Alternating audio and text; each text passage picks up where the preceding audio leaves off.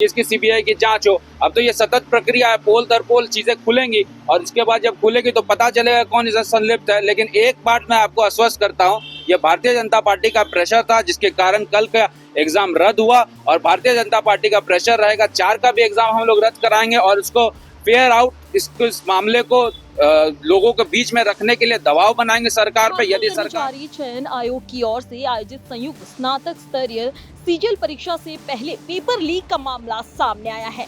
रविवार को परीक्षा केंद्रों पर छात्रों ने जमकर हंगामा किया। हंगामा कर रहे छात्रों ने बताया कि तीसरे परीक्षा शुरू होने से पहले ही पूछे जाने वाले सवालों के जवाब मोबाइल पर आ चुके थे।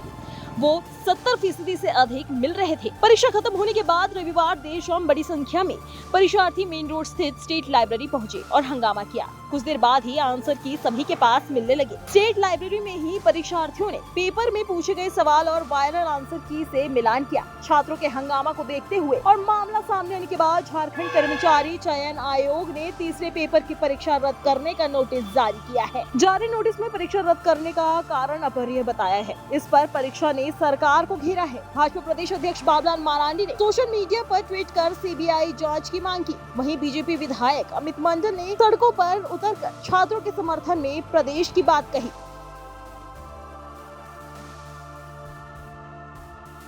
गाया जाए उसके लेकर ये जो पुलिस की तैनाती यहाँ हुई है ताकि लोग और प्रेस जेएसएससी के बारे में कम पूछकर इस सुरक्षा व्यवस्था के बारे में ज्यादा पूछे। मुझे लगता है कि ये सरकार की तरफ से एक ढकोसला मात्र ही है। यदि ये एजेंसी कल के दिन सारे सेंटर में रहती और कदाचार को रोकती और वैसे लोगों का पर्दाफाश करती जिन्होंने जेएसएससी की पेपर को लीक किया तो मुझे लगता है ज्यादा कारगर होती और राजनीति। छात्रों में बहुत आक्रोश देखा जा रहा है।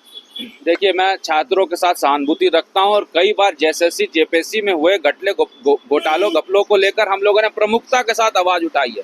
कल मैं खुश था कि लोग आ रहे थे, एग्जाम दे रहे थे, एग्जाम सेंटर से लोग खुशी खुशी बाहर जा रहे थे। लेकिन अचानक से फिर ये पता चलता है कि यहाँ पेपर आउट हो गया और तीसरे सेशन को रद्द कर दिया गया।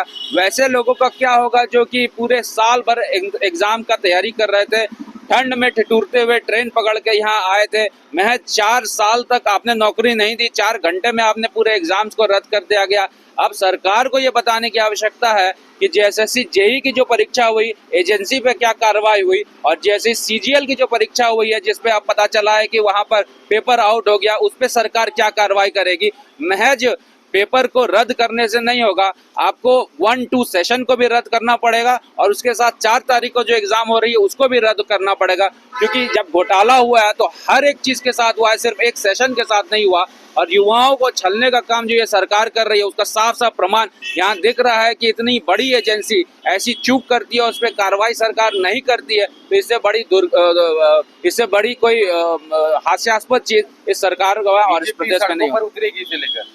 देखिए, हम लोगों ने तो कल ही प्रेस कॉन्फ्रेंस कर दिया, कल ही हम बाबूलाल मरांडी जी ने कह दिया कि इसकी सीबीआई की जांच हो। अब तो ये सतत प्रक्रिया है, पोल दर पोल चीजें खुलेंगी और इसके बाद जब खुलेगी तो पता चलेगा कौन इसमें संलिप्त है। लेकिन एक बात मैं आपको आश्वस्त करता हूँ, ये भारतीय जनता पार्टी का प्रेशर था जिसके कारण कल का एग्जाम रद्द हुआ और भारतीय जनता पार्टी का प्रेशर रहेगा। 4 का भी एग्जाम हम लोग रद्द कराएंगे और उसको फेयर आउट इस मामले को लोगों के बीच में रखने के लिए दबाव बनाएंगे सरकार पे। यदि सरकार दबाव में नहीं झुकेगी तो हम लोग आंदोलन करने के लिए बाध्य रहेंगे। आपको बताते चले कि स्टेट लाइब्रेरी में मौजूद परीक्षार्थियों ने बताया कि जिस 3 पेपर के अंक से मेरिट लिस्ट बनेगा उसी के आंसर परीक्षा से पहले आउट हो गया है। रविवार को परीक्षा थी लेकिन शनिवार को ही आंसर सोशल मीडिया के जरिए छात्रों के पास पहुंचने लगा था। रविवार को परीक्षा शुरू हुई तो छात्रों के बीच चर्चा होने लगी कि मोबाइल पर पहुंचा आंसर मिल रहा है। मैथ और रीजनिंग के ज्यादातर आंसर मिले। छात्रों का दावा है कि मैथ और रीजनिंग सेक्शन के सबसे ज्यादा सवालों के जवाब मिले हैं। छात्रों के मुताबिक